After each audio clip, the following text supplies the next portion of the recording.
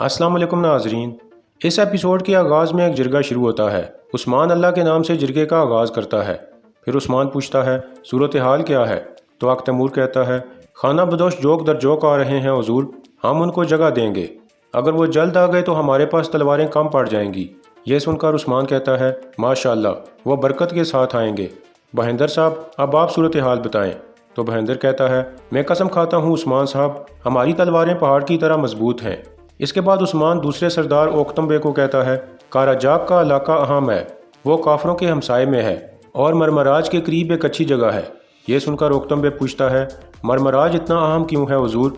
तो उस्मान कहता है, मरमराज फतुहात का दरवाज़ा है, कुंस्तांतिनिया लंगड़ा रहा है। इससे पहले कि वो दोबारा खड़े हो जाएं, हम फतुहात शुरू कर देंगे। इसके बाद कुंस्तांतिनिया के महल का मंजर सामने आता है।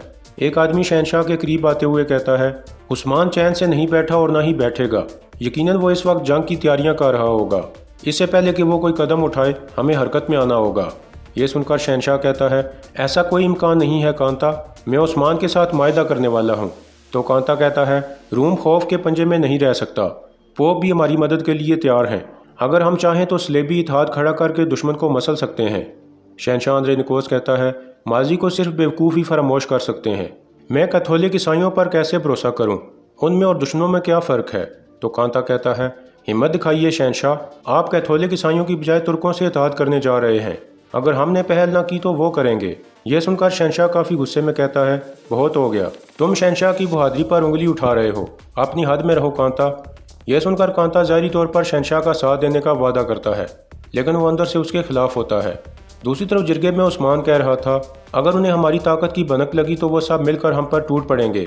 इस वजह से हम उनकी नज़रों से ओझल रहने के लिए पत्थरों की दीवार खड़ी करेंगे।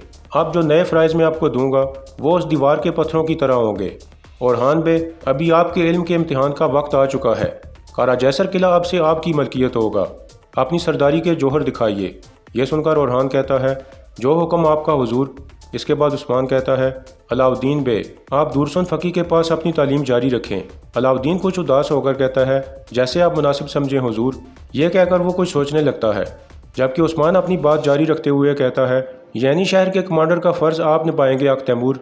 इसके बाद उस्मान सब सरदारों से मुखातिब होकर कहता है, यानी शहर में बहुत बड़ा बाजार कायम किया जाएगा, हर तरफ से ताजिर आएंगे, इस वजह से हम पर भारी जिम्मेदारी आयद होगी। यह सुनकर बहेंदर बे कहता है, तुर्कों को तिजारत की ज़रूरत है हुजूर, इस वजह से अपना माल हाजिर करते हैं। यह कहकर बहेंदर बे इशारा करता है तो उसके दो सिपाही सोने के सिक्कों से बड़ा संदूक सब के सामने रख देते हैं। फिर बहेंदर बे कहता है, यह जिहाद से हासिल शुदा माल गनीमत है। तो उस्मान कहता है, यह सरदारों का जिरगा है, सल्तनत का ख़जाना नहीं। इस सोने को फ़कीर फ़ुकरा में बांट दीजिए। तो बहेंदर बे कहता है, हमारे इलाके में कोई ज़रूरतमंद बाकी नहीं रहा, आपकी मेहरबानी से हर शख्स खुशहाल है। आपके नाम पर कई सोने के संदूक मुख्तास कर चुका हूँ, ये उनमें से एक है। उस्मान कहता है, तो फिर नसिया दरख्त वालों में तकसीम कर दीजिए। ओक्तम साहब के बकौल वहाँ ज़रूरतमंद मौजूद हैं। यह सुनकर बहेंदर बे रजामंद हो जाता है और हर हाल में उस्मान का साथ देने का वादा करता है। इसके बाद उस्मान कहता है, मशरक़ से मंगोल और मगरब से रूम, हम दोनों तरफ से हमलों की जद में हैं। अगर हम उनके दरमियान किसी चिनार के दरख्त की तरह खड़े ना रह सके तो हम पीस कर रख दिए जाएंगे। हमारी तादाद कम होने की वजह से खौफजदा मत होइएगा। ये चिनार का ऐसा दरख्त है जो हर गुजरते दिन के साथ फल फूल रहा है। मजलूम इस दरख्त के साए में आफियत महसूस करते हैं। यकीनन इसको काटने की कोशिश करने वाले भी होंगे। इस वजह से अगर हम मुतहद होकर दुश्मन की तरफ ना बढ़े तो हम जालिमों के साए में महबूस हो जाएंगे। हम अपने इत्तेहाद के जरिए मगरब पर भारी ज़रब लगाएंगे। हम इंसाफ का बोलबाला करने वाले हैं। चैन से बैठना हमारे लिए मुनासिब नहीं है। जब हम चैन से बैठेंगे तो पीछे धकेल दिए जाएंगे। हम अपनी आखिरी सांस तक काफिरों की तरफ बढ़ते रहेंगे और अपनी हिम्मत के जरिए जालिमों पर दुनिया तंग करते रहेंगे, यहाँ तक कि इस्लाम का परचम पूरी दुनिया में लहराने लगे। इतने में सिपाही सुंगर इजाज़त मांगकर अंदर आ जाता है और उस्मान को एक खत पकड़ा देता है। उस्मान उसे खोलकर पढ़ने लगता है, जिसमें कोनूर अल्प ने लिखा था, हुजूर, हासिल होने वाली मालूमात के मुताबिक वो लोग कल हरकत में आने वाले हैं। हम आपके हुक्म के मुंतज़िर हैं। यह पढ़कर उस्मान फ़ौरन जिरगा ख़त्म कर देता है। सब लोग उठकर बाहर चले जाते हैं। बाहर आकर बहेंदर बे कहता है, पता नहीं उस्मान साहब के पास क्या खबर पहुंची कि उन्होंने अचानक ही जिरगा ख़त्म कर दिया। तो ओक्तम बे कहता है, सरदार के काम अकल में नहीं आते, ना सोचने से पता चल सकता है और ना पूछने से। तो बहेंदर बे कहता है, ऐसा ही है ओक्तम साहब, लगता है बहुत अहम बात है। अंदर उस्मान अपने खास सिपाहियों को कह रहा था, कुंस्तांतिनिया से कोनूर ने पैगाम भेजा है, शहनशाह को तख्त से हटाने वाले हरकत में आने जा रहे हैं। مگر شہنشاہ کا تخت پر براجمان رہنا ہماری فتوحات کے لیے فائدہ مند رہے گا۔ تیار ہو جائیے، ہم قسطنطنیہ جا رہے ہیں۔ دوسری جانب اورحان اور علاؤالدین اپنی ماؤں کے پاس پہنچ چکے تھے۔ علاؤالدین بتاتا ہے کہ اورحان بھائی کارا جیسر کے قلعے دار بن گئے ہیں۔ یہ سن کر مالن خاتون بہت خوش ہو کر اورحان کو گلے لگا لیتی ہے، لیکن علاؤالدین کافی اداس لگ رہا تھا۔ یہ دیکھ کر بالا خاتون پوچھتی ہے، تمہیں کیا ذمہ داری ملی علاؤالدین؟ تو علاؤالدین کہتا ہے، مجھے کوئی ذمہ داری نہیں ملی والدہ۔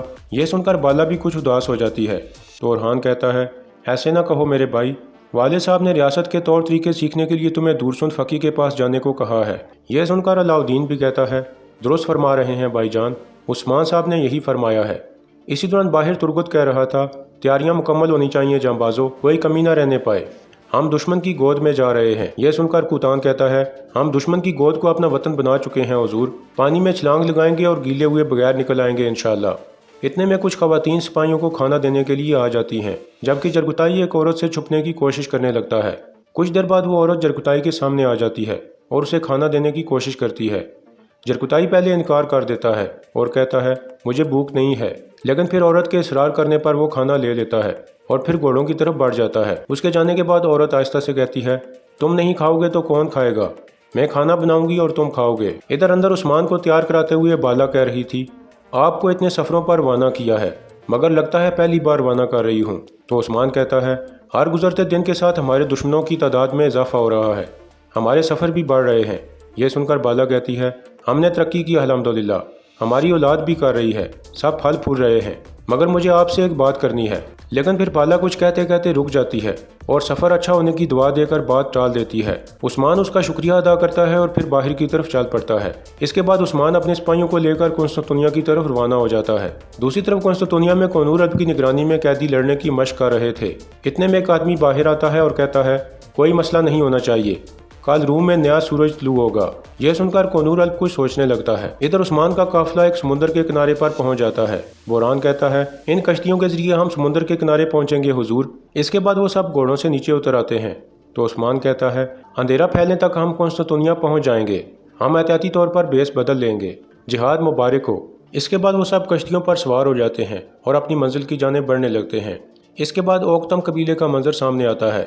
کچھ کائی خواتین وہاں پہنچ چکی تھیں تاکہ ان کا تیار کردہ مال چیک کر سکیں۔ اتنے میں بینگے خاتون جو سردار کی بیوی تھی وہ بھی باہر آ جاتی ہے۔ مال دیکھ کر اک تیمور اور مالن خاتون مطمئن نہیں ہوتے۔